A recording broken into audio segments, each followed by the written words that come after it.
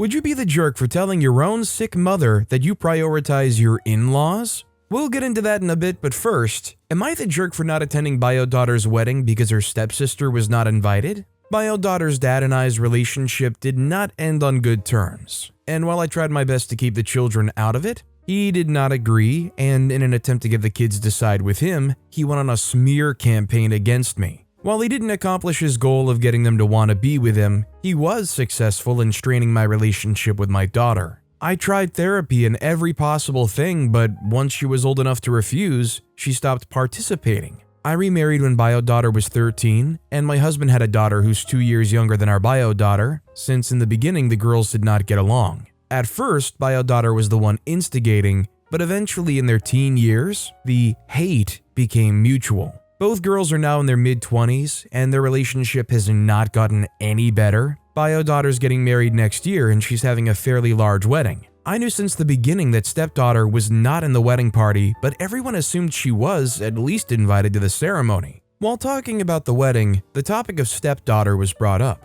at which point my daughter said that stepdaughter wasn't invited. When I asked her why, her reasoning was that she wants an intimate wedding. This would normally be a reasonable response, except for the fact that even friends that she hadn't seen since elementary school are invited, but her stepsister is not. So I pressed her, and she said the reason why she isn't invited is because she's not family. I said if stepsister is not family, then neither is stepdad and her half-siblings, and by proxy, I'm also not family, and so if it's a family-only wedding, then there's no point in me attending. She obviously got upset and started screaming and ended up leaving. She told her aunts and grandparents, and everyone is saying that I'm a jerk for refusing to attend her wedding. In this situation, I feel like OP's just kind of overstating their authority and who they can decide shows up to this wedding, or who is or isn't fit to be invited. Would you guys agree when I say I just don't think it's their place to be trying to decide who is or isn't invited?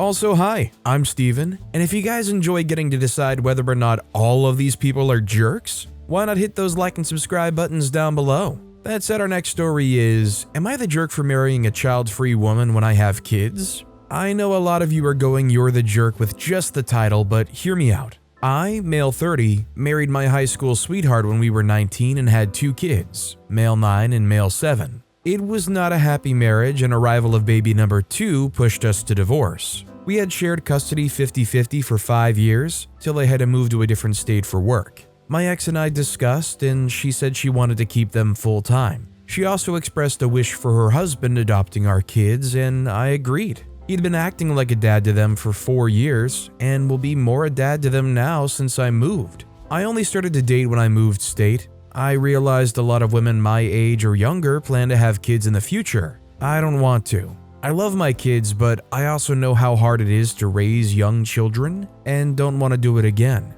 Finally, I met this woman who was child-free, and we clicked off. 1 year into this, and I feel like she is for me. So I proposed, and she said yes. When I told my ex-wife this, she called me a jerk for choosing to marry a woman who won't like our kids around. I told her I see the kids only on call or when I visit, and she does like kids, just doesn't want her own. Since I'm playing distant uncle to them, it's apt she's playing distant aunt. My ex said it's not like that, and what would I do if something happened to her? I reminded her that her husband has adopted the kids and is a parent too. She asked what if they both died? And I told her I would then step up as the single parent I am. I reminded her we are all young, so this is hypothetical, and I can't keep my life on hold for hypotheticals. She got mad, telling me I'm ditching my responsibility towards the kids, said I should always choose my kids. Her husband later called me congratulating me on engagement, and said he understood. My family's on my side over this, but ex-wife's family is blasting my phone and calling me the jerk.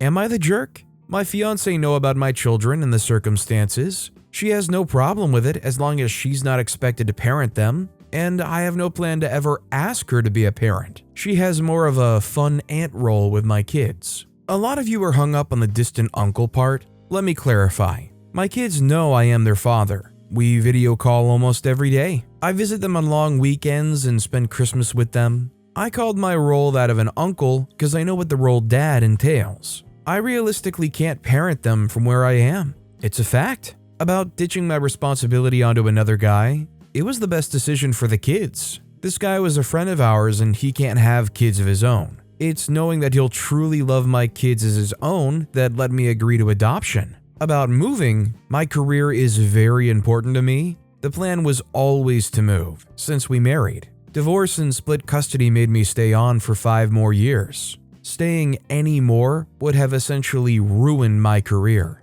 I talked to X if I could bring kids with me or would they consider moving. It was a no, saying her family was there. I would have fought for full custody, but with how young the kids are and they have the 2-parent household, it felt like the better choice for them. Yes, they are my kids and I love them, so I also know what was the best option for them. I'm not the greatest dad no matter how much I try. I realized it only after having kids and seeing kids with my ex's husband. Loving isn't about holding close, it's also making best choices for everyone. Additionally, my move meant I could build a more substantial college fund for both kids. Take them on better vacations. I mean, ignoring the weird relationship they have with their kids, that's not really the heart of the argument here. OP's not a jerk for marrying somebody who doesn't want kids or doesn't want to be necessarily involved in raising your kids. I don't think OP deserved to get shamed for that.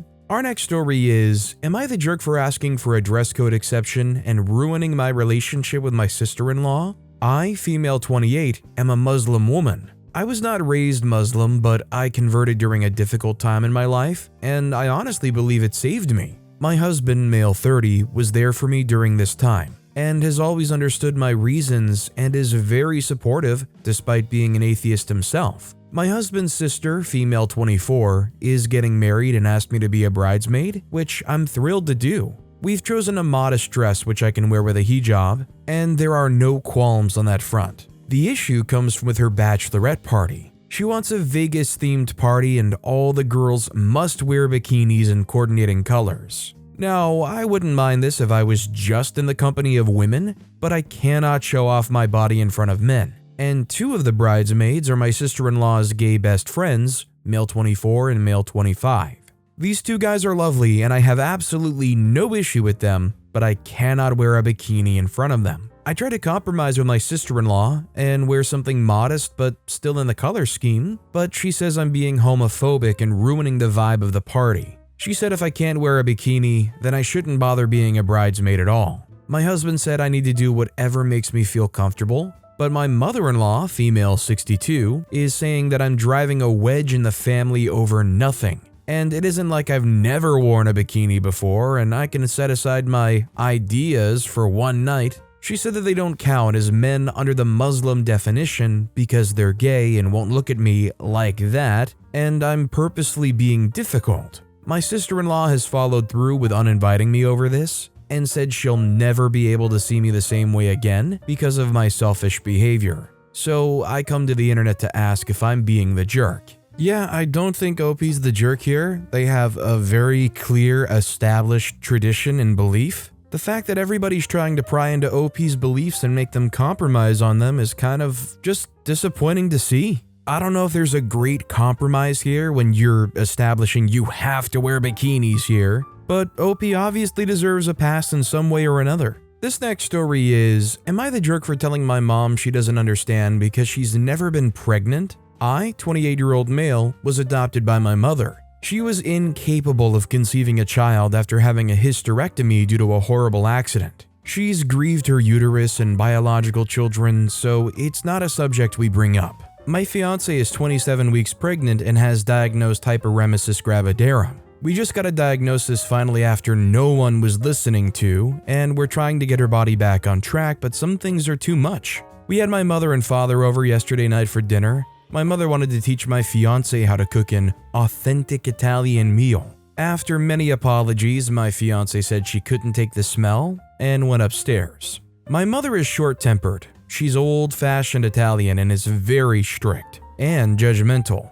She began to go on and on about how you never treat a guest that way, especially an in-law, and how she had driven 40 minutes to come do this. I tried to explain the situation, and she insisted my fiance was just being over-dramatic. So I said, "You wouldn't understand, Ma, because you've never been pregnant." My mom bursted into tears, and they left. My dad called me and said he agreed with me, but I needed to apologize because my mom had locked herself in the bedroom for the night crying. I of course feel bad for my mom, but she doesn't understand. Am I the jerk? I don't think OP's the jerk, but I do think it might be worth a small apology just because in the heat of the moment, you weren't thinking about it, you didn't realize how that would upset her, and you didn't mean for it to be like that. Just trying to stand up for your partner. This next story is, am I the jerk for breaking her heart by refusing to live at my mom's house anymore? I'm 16-year-old female. My mom and dad are divorced and they're both 45. I'm their only child together, and it happened when I was relatively young because dad realized he was gay, and they've always had a cordial relationship since. My dad has since remarried, as has my mom, so I have two stepdads. It can get confusing, so I'll call them Steve, 48, who's my dad's husband, and Mark, 47, who's my mom's husband. I've always split the time between both houses, as it's a flexible custody agreement. I love both equally, but I've always preferred my dad's house because the room is bigger, and because it's just me there. Mark has two sons who are just always there and loud, and they make a lot of mess. Not in a malicious way, but they're just annoying teen boys. The house is only 4 bedrooms, so they already take up 2, but now my mom and Mark are taking in Mark's 2 nieces and a nephew because his sister died and they want to stay with the family. This means that both Steve's sons are going to have to share a room, and my mom said it wasn't ideal, but I would have to share too. My mom and Mark said it would only be until they find a bigger house, but I know they can't afford one, and I refused. All the kids are younger than me, and I don't want to share with one. Plus, the noise and mess would be multiplied, and I'd have no privacy at all. I got really annoyed because my mom was getting upset and said she was trying to make the best of a bad situation, and I ended up calling my dad and asked if he could get me. I told him how I felt, and after talking about it more with Steve too, I decided I don't want to live at my mom's anymore because one house with 6 kids isn't fair. I went back with Steve, who calmly told my mom what I wanted, and he helped me get all my belongings from there, and I've been at his and my dad's since. My mom has been calling and texting a lot, as has Mark, who's been telling me I'm breaking her heart because she isn't doing it maliciously. We're trying to help out family who have nowhere else to go. I understand that, but they don't have the room, and I don't want to sacrifice my privacy. I'm really annoyed because why are they taking in kids they have no room for? My dad is really annoyed with my mom too, because I struggled a lot with Mark's sons moving in, and he thinks she's putting too much on me.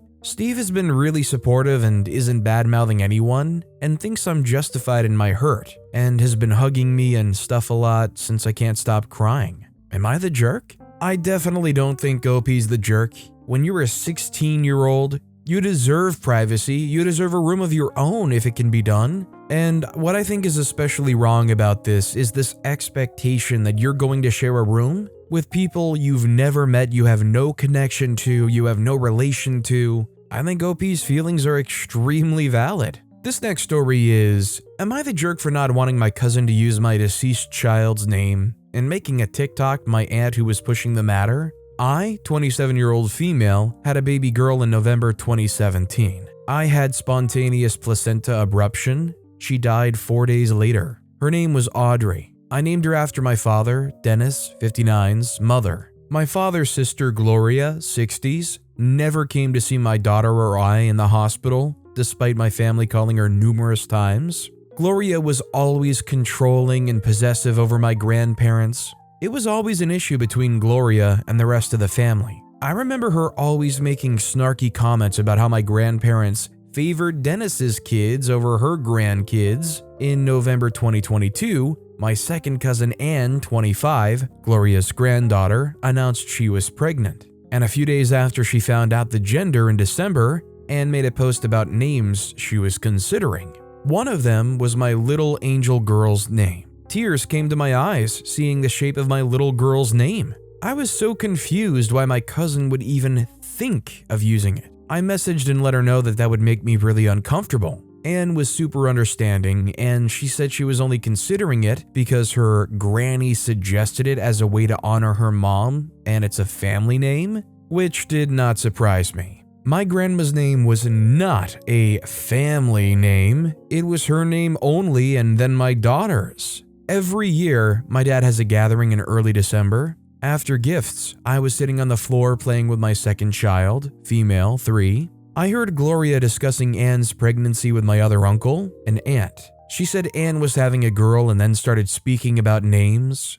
Gloria said, "Well, Anne wanted to use Audrey." And then as she continued to speak, Gloria raised her voice, saying, "But Emily asked her not to," in a snarky tone, and rolled her eyes. Knowing my Aunt Gloria suggested that name with no regard to the fact that my daughter was a living, breathing person, felt like my daughter meant nothing. A few days later, after Anne made another post and Gloria commented suggesting my daughter's name again, I messaged my aunt. I was rude, but I didn't cuss at her or call her names. I told her how I felt and asked her to please stop pushing the name on Anne, and she just gaslit me and said I was disrespecting my elders. A day or so after the event, I made a TikTok video about it. I didn't use their names. It got under 800 views. My Aunt Gloria found the video a few days ago. Gloria made a Facebook post warning me to never post about her again. There was no name calling, but I was a condescending witch in my comments on her post.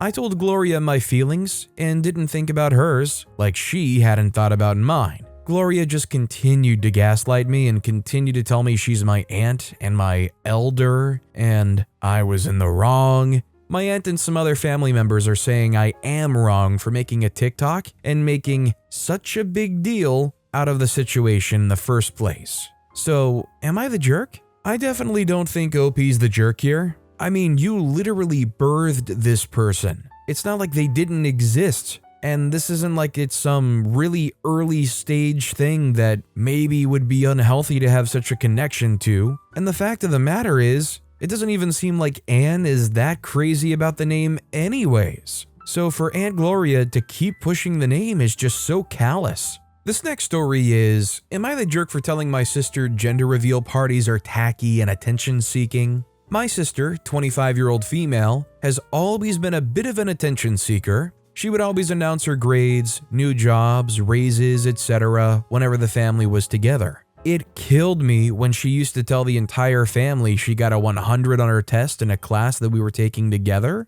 even though she knew I only got a C- or a D+, and they would ask me how I did after her announcement. She was always the golden child, and I, 26-year-old female, was the screw-up. We're both pregnant right now, both of our first kids. She's married with a great job and a house, and I'm on my own in a studio right now. A couple weeks ago, I got an invitation to her gender reveal barbecue/pool party. I didn't want to deal with her showing off to the entire family in front of me, so I told her I won't be coming. She asked why, so I told her that I didn't want to deal with her friends and our family. She insisted it would be fun, so I told her that gender reveal parties are tacky, and I don't want to deal with it. She again insisted that it would be fun, and just to think of it as a barbecue with colored cookies. I snapped at her that I didn't want to go to a stupid party to watch her show off to our family just like she did when we were younger. She hung up on me, and now our parents are upset at me for being rude to her. Honestly, I think gender reveal parties have really gotten a bad rep. The problem is when you do really stupid stuff at them, like setting all these balloons off into the atmosphere,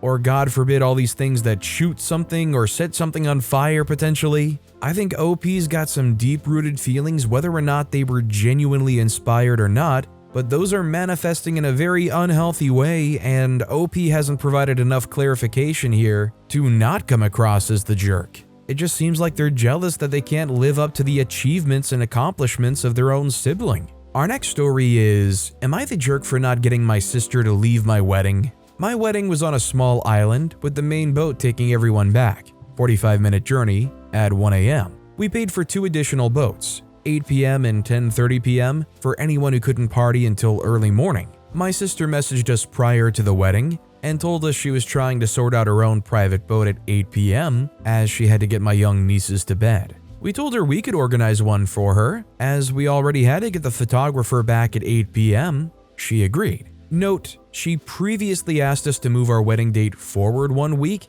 after we sent the save the dates out because my niece was starting school after the wedding weekend. We had asked her input before we booked, specifically mentioning my nieces and school term times, and she told us to go ahead and book what we wanted. So we did. and we chose not to move the date as we booked and let all our guests know. I feel this has been an issue of contention ever since. Back to the wedding night, I started the dance floor music early so my nieces could dance with us before they left, and my sister and brother-in-law really got into dancing with them. My wedding planner asked me who will be on the 8 p.m. boat. I looked at my sister and said, my family, but I'm not sure which of them at the moment. This was an error on my part, as I should have specified I didn't know if my parents would also leave with my sister. My wedding planner then went on the DJ microphone and gave a notice that the first boat would leave in 10 minutes. My sister's family is still dancing, but I don't ask them to stop and leave to get the boat. We eventually say bye. She then suddenly makes a beeline for me across the dance floor with really angry eyes and says the boat left. I'm like, what? And she says, yeah, you told your wedding planner you didn't think we were going. I then said, oh no, that's not what I said. And she says, am I stuck here? I say, yes, because I had no idea what to suggest on the spot, and she storms away from me. I speak to my wedding planner, who is apologizing profusely and saying she's calling around different boat companies to see if anyone can help. My niece sees me again and excitedly runs up to hug me now that they're back, and my sister shouts, girls, come on, and they move away from me and my planner. That bit broke my heart. My husband asked his family for cash as a new boat was available and sorted them out. Meanwhile, I cried in a toilet cubicle. She messaged us both the next day saying, hope we had a nice night, and I wished my niece a good first day of school in response. We haven't really spoken since. I can't tell if she is mad at me or is mad that I'm possibly mad at her. Either way, I can't quite lose the anxiety. I mean, could OP have theoretically have made more of an effort or spoken up more? Probably, but does that make them the jerk for not doing so? I don't think so. In that situation, when they get on the microphone and say the first boat is leaving in 10 minutes, they should be making their way to the boat. They shouldn't just keep on dancing like nothing's happening, like the wedding planner up there saying that announcement was some kind of weird remix. This next story is, am I the jerk for telling my mom that my girlfriend's dog means more to me than her stepson? I, 20-year-old male, had a rocky relationship with Andrew, 21-year-old male, from the beginning. My mom married his dad 6 years ago, and they made me move out of my bedroom so he could have it to himself, because he said he doesn't want to share. They made me sleep on the couch instead of getting another bed. He spent the next several years making fun of my hobbies and calling me feminine for my obsession with origami. 2 years ago, he slept with my then-girlfriend Kate. The day I found out was the final day I actually considered him my brother. After that, he was just my mom's stepson. Yesterday was his birthday. I haven't seen him for over a year, and I didn't attend the party. When my mom asked me why I didn't drop by with a present, I told her, I just don't care about his birthday. She said last month, you went to your girlfriend's dog's birthday party. You bought him 2 toys. I said, well, yes, but I actually love my girlfriend's dog. I don't love Andrew. She asked if the dog actually means more to me than Andrew, and I said, absolutely. Your stepson means nothing to me. She then screamed about how I'm a disgrace and called me a disappointment, saying I shouldn't be so cruel to her. You're not being cruel to her, and Andrew shouldn't have been cruel to OP. They crossed a line. They've been nothing but a jerk. They don't deserve a relationship with OP. What redeeming factors are there to establish any kind of care or any kind of relationship? Just being your mom's stepson doesn't mean you have to have a relationship with them. Shoot, even if they were your actual brother, you don't have to have a relationship with them. This next story is, am I the jerk for telling my sick mom I will always prioritize my in-laws? My mom has 8 kids. I'm the 4th. She was a crap mom. She always seemed to hate me in particular. I think it's because I look exactly like my dad, not in the picture. Another thing that happened was when I was 16, our house burned down. We had to move into a family friend's basement. My mom basically told me to get out and go find a place because it's too crowded here, even though she never said that to my 2 older sisters who still lived with her. One was above 18. The next year, my mom got another house and I moved back in. When I turned 18, she told me I had to pay rent. My older siblings were supposed to as well, but she never enforced it with them. My second oldest sister is in her 30s now and still lives at home. She just sits on her phone all day. I never realized how freaked up this was until I met my now wife and her parents. And while I know my mom tried her best as a single mom, she never tried her best with me. That's my therapist talking. Now my mom is trying to repair her relationship with me. She has skin cancer. She got it taken out, but the margins were positive or something. She's not dying tomorrow, but does need more surgery. She invites me for holidays and calls every few months to rant about my other siblings. She called me last week and asked me to come over this weekend. I said I need to ask my wife what days we're going to her parents' house. She said, "Why can't you set a date with me and then go to wife's parents' house on the opposite day?" I told her that I will always prioritize my wife's parents, and they and my wife always get to pick the day. She acted all sad. I said, "Sorry, I didn't mean it like that," but we both know I did. Now my younger sister, who is her favorite, is asking me, "How dare you?" She told me mom called her crying. I said mom's an adult who can manage her own feelings, and I'm not responsible for them. She even tried to call and tattle to my wife.